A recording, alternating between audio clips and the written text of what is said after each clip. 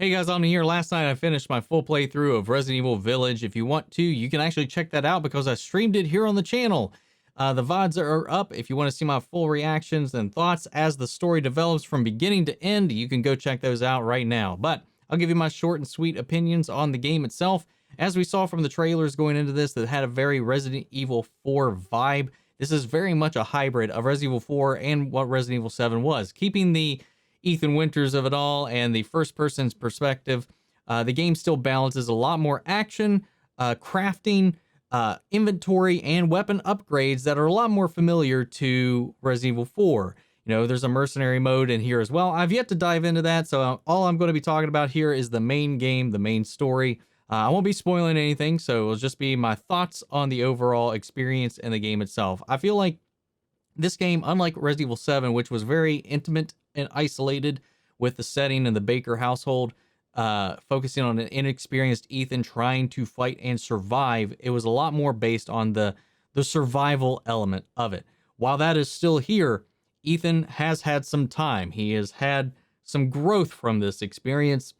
So there's a lot more action being thrown at you with this. We see a lot of that in the trailers with these wolf-like creatures, which I won't get into, again, any spoilers as to what they are, how they come about, that are littering this region.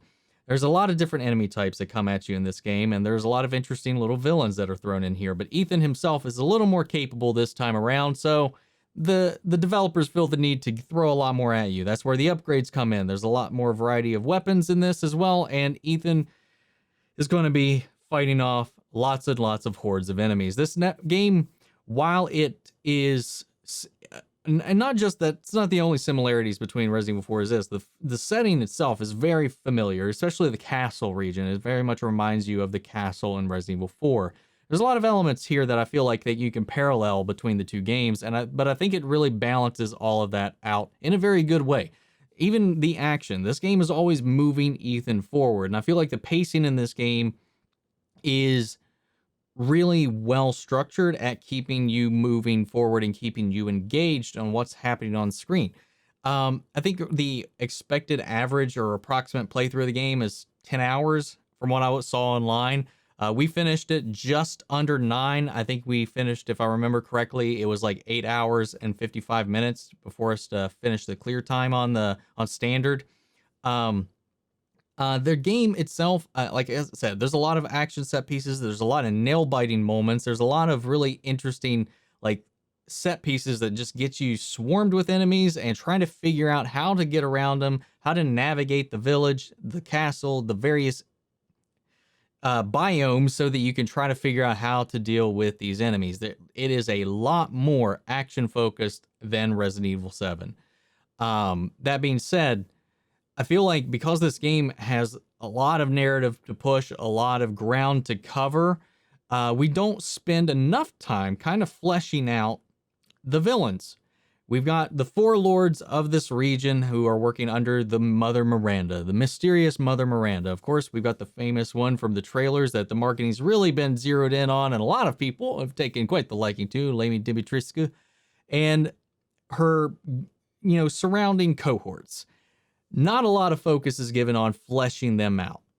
And I really would have liked that, because having this weird, interesting, diverse little family that is pitted against Ethan in this story, I feel like one of my major complaints about this is maybe because the game was trying so hard to keep Ethan moving and on his toes, because there is kind of a ticking clock element to the game itself with you trying to get your daughter back before something happens. There's definitely, like I said, there's this ticking clock element happening in the back of the game while you're moving on. So there's this like built-in anxiety to get to the end of the game.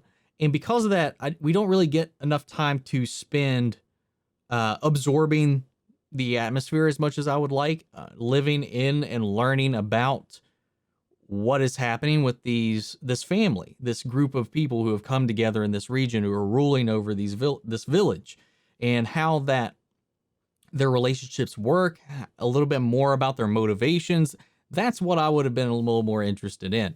However, that doesn't take away from the gameplay. The gameplay is on point the entire way. Shooting smooth, the traversing is smooth, everything about the game itself feels smooth. I think A lot of the enemies, the AI is especially intelligent in this. I like the way that they interact. They bob and weave to try to dodge your bullets, and they can be pretty creative in the ways that they try to approach Ethan, depending on what enemy type you're kind of up against. Some of them later get a little more straightforward. A lot of the major boss fights themselves, honestly, I think were the simplest mechanically out of all of the encounters. In a lot of cases, the sub bosses and even just some of the hordes themselves, I found more challenging than the actual boss fights themselves.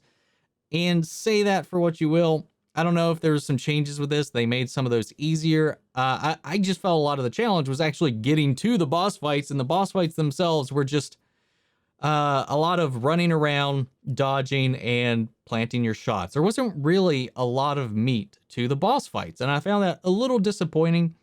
A lot of the enemies are very bullet spongy, and it was never really all that rewarding to take out any of the main bosses.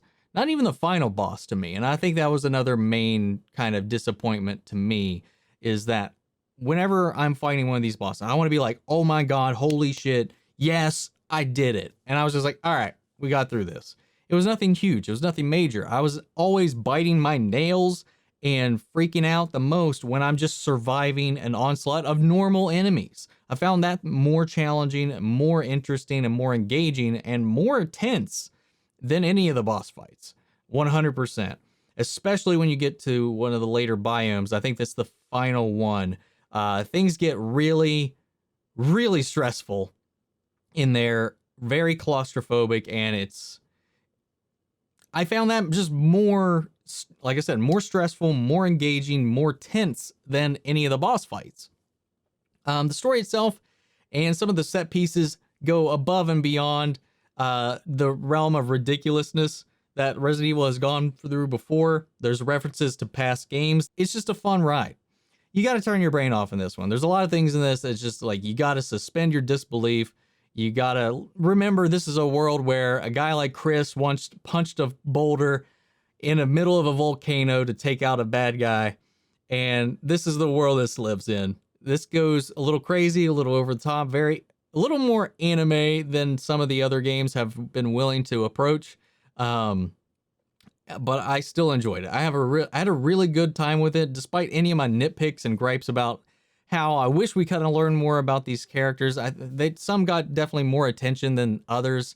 I think 2 of the 4 definitely got a little sidelined by a vast majority, large margin between the other 2 that were in there. And I'm sure you know which ones are which. They got the most attentions in the trailer, and they ended up getting the most attention in the game. That being said, it was a lot of fun. There were some twists, there were some turns, and it's definitely leaving the franchise in an interesting spot. There's a lot of questions that are left open at the end of this game, and I'm curious to see where it goes and what the next step is going to be for Resident Evil moving forward. But I think this was a really solid entry. I've already started another playthrough. I definitely am wanting to check out the mercenary mode and see where it goes for there. It's just kind of test myself with that, because I found those modes in the previous games always pretty enjoyable. So yeah, I highly recommend it. Honestly, I like this one a lot more than I like 7. So take that as you will. We'll move forward from that. I would love to know your guys' thoughts. If you were there watching along, what did you think from the journey? If you've played it yourself, what did you think? Sound off the comments. Let me know your thoughts down below so we can carry on the conversation after the video. Thank you guys so much for tuning in. Huge shout out to our patron legends, Mandy Sherritt, Antoine Rodriguez, and Ryan Karen. Thank you guys for your support.